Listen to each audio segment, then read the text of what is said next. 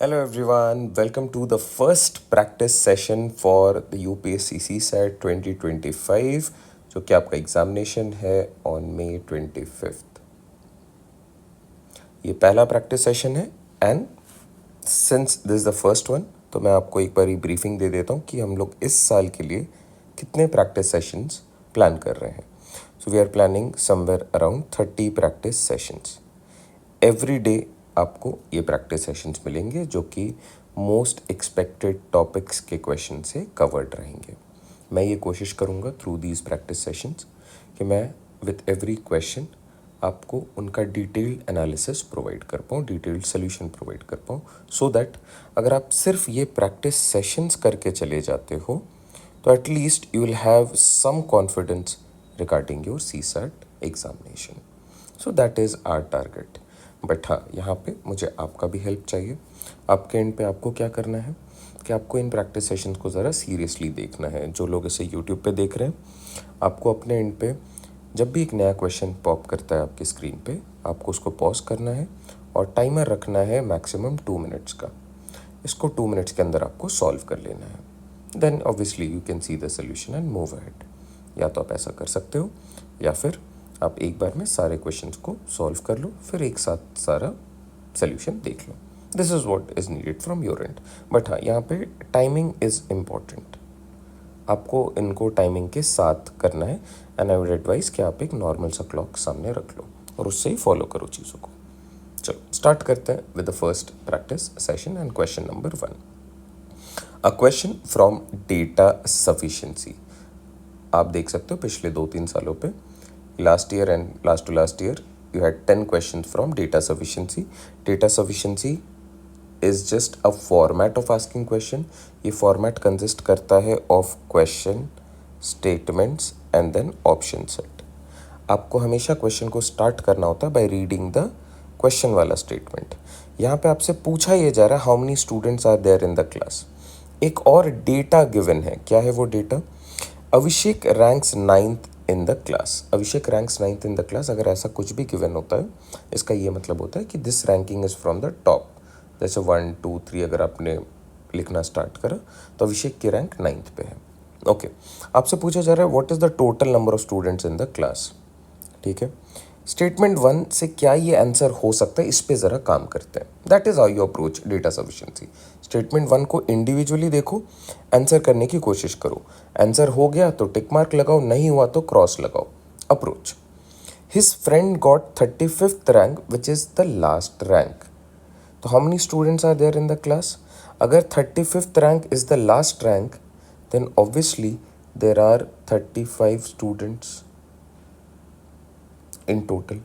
तो आपसे जो क्वेश्चन पूछा था, क्या उसको आप आंसर कर पा रहे यूजिंग स्टेटमेंट नंबर 1? यस, तो आपने टिक मार्क लगा दिया। अब आप देख रहे हो कि जब मैं स्टेटमेंट नंबर 1 पे फोकस था तो मैंने 2 को पूरी तरीके से इग्नोर किया है। सिमिलरली अभी आपको वही करना है। Ignore statement number 1 completely and just focus on the data in statement number 2. How many students are there in the class? His rank from the last is 27th. Whose rank? Abhishek rank. यहाँ पे एक data है, ये कहता है कि अभिषेक का rank from the top is 9th, from the bottom और लास्ट इज 27। तो किसी भी एक इंसान के बारे में अगर उसके 2 ऑपोजिट पोजीशन से रैंक पता होती है तो टोटल उस लाइन में कितने मेंबर्स हैं, this is calculated using one basic formula of order and ranking. और वो फॉर्मूला क्या है? Total strength is given by rank of a particular person from top and rank of that particular person from the bottom -1। अब ज़रा इसको use करते हैं। Total मुझे फिगर आउट करना है। Rank from the top 9th, फिर 27 from the bottom -1, this is 35। तो क्या इस वाले स्टेटमेंट के डेटा से भी आंसर हो रहा है? बिल्कुल आंसर हो रहा है। नाउ अगर आप दोनों स्टेटमेंट्स आंसर कर पा रहे हो तो क्या मैं इसको टिक करूं कि either of the statements taken individually sufficient to answer the question? आप किसी भी स्टेटमेंट को पिक करो, आप आंसर कर पा रहे हो। Then option E is our correct fit. I hope this helps.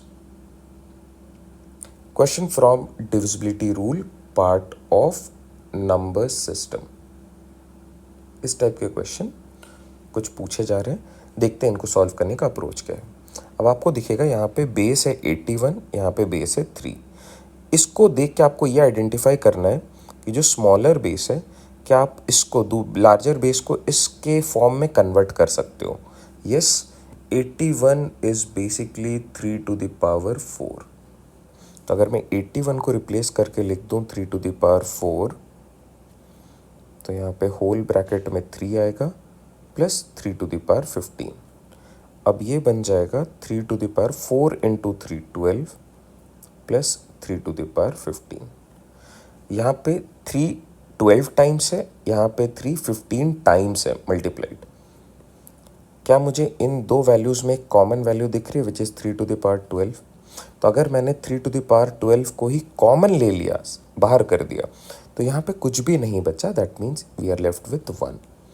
और इस तरफ आउट ऑफ 15 मैंने अगर 12 3s बाहर निकाल लिए तो आई हैव 3 3s लेफ्ट। ये बन जाता है 3 to the power 12 into 1 plus 3 cube is 27, 1 plus 27 is 28, so 3 to the power 12 into 28। ये इसको सिंप्लीफाई करके हमने अभी करा। ये जो क्वेश्चन था ये चेंज नहीं हुआ है, इसको बस हमने अभी ऐसे सिंप्लीफाई कर लिया। Now why this is needed, फिर आप ऑप्शंस के थ्रू इनको जल्दी कैलकुलेट कर सकते हो। अब एक एक करके ऑप्शन को देखेंगे। अब जैसे 15 है, 15 एक कॉम्पोजिट नंबर है, तो 15 के लिए डिविजिबिलिटी रूल कहता है it should be divisible by 5 and 3। 24 के लिए 8 एंड 3। 40 के लिए इसके अगर को प्राइम फैक्टर्स में आप ब्रेक डाउन करते हो तो 8 एंड 5। 21 के लिए 7 एंड 3। ऑल राइट, अब आप देखो यहाँ पे अगर आप इसे 15 से डिवाइड करो तो 15 में यू हैव 5 एंड 3। चलो 3 वाला पार्ट तो क्लियरली विजिबल है कि कैंसिल आउट हो जाएगा, यहाँ पे 12 टाइम्स 3 है तो एक 3 तो ये कैंसिल आउट कर देगा। बट व्हाट अबाउट दिस 5, क्या 5 का कोई भी मल्टीपल ऊपर में है। जैसे अगर मैं आपसे बोलूँ कि मान लो 10 गिवन है और यहाँ पे आप इसे 2 से डिवाइड करते हो तो ये तो डिवाइड हो जाएगा because 10 can be written as 5 into 2, तो ये 2 और ये 2 कैंसिल आउट हो जाएगा। बट अगर मैं 10 को 3 से डिवाइड कर दूँ तो क्या ये डिवाइड हो रहा है, नहीं, बिकॉज 10 में वो कंटेंड ही नहीं है। 10 में तो 5 एंड 2 कंटेंड है, 3 है ही नहीं। सिमिलरली क्या इस बड़े नंबर पे 5 कंटेंड है कहीं पे भी, नहीं है, तो this 15 will not be divisible. क्या 24 8 इंटू 3 होगा, बिल्कुल नहीं, ये भी नहीं हो पा रहा है। 40 भी नहीं हो पा रहा है। और आपको दिखता है 21 है 7 इंटू 3, 28 इज 7 इंटू 4। तो अगर मैं इसे डिवाइड कर दूं 21 से, 21 इज नथिंग बट 7 इंटू 3, तो एक 3 यहाँ पे कैंसिल आउट हो जाएगा, ये 11 हो जाएगा और ये 7 और ये 7 कैंसिल आउट हो जाएंगे। डिनोमिनेटर कुछ भी बचेगा नहीं, तभी तो आप बोलोगे यस 21 इनको डिवाइड कर रहा है। बाकी सारे वैल्यूज़ पे कुछ ना कुछ पार्ट नीचे पे रह जाएगा, तो वो कंप्लीटली डिविजिबल नहीं है। तो option D 21 is the correct fit. Moving ahead, 240 liters of mixture contains water and acid and 45% इसमें वाटर है। तो 240 लीटर्स अगर टोटल है, वाटर एंड एसिड में इसको ब्रेक डाउन करा है, अगर 45% वाटर है दैट मीन्स 55% एसिड होगा, टोटल इज 100%। अब आप इसका रेशियो निकाल लो क्विकली। 5 से अगर कैंसिल आउट करो 9 टाइम्स 11 टाइम्स, 9:11 पार्ट्स में, विच मीन्स ये इक्वल पार्ट्स में नहीं है। 240 लीटर्स में ऐसा नहीं है कि 120 litre is water and 120 litre is acid, no, ये इस फॉर्मेट में कंटेंट है, इस प्रोपोर्शन, इस रेशियो में कंटेंट है। तो अगर मैं वाटर निकालूं, water is 9 parts out of 9 plus 11 20, total 20 parts हैं इंटू 240, सिंप्लीफाई करने पे 12 इंटू 9 विच इज़ 108 लीटर्स।